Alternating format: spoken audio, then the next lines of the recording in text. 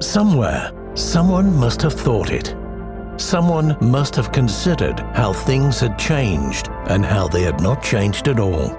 Thousands of years prior, the BEDU, or Bedouins, first walked the earth. They were nomadic tribes that learned to navigate the harsh realities of desert dwelling. The heat, the drought, the unforgiving terrain, again and again.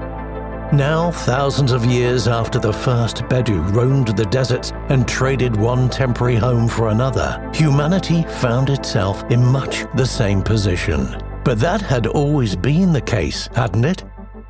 It might be said that humanity's most remarkable trait was its ambition. Ambition to see more, to be more, to line the skies, populate the deserts, discover the seas.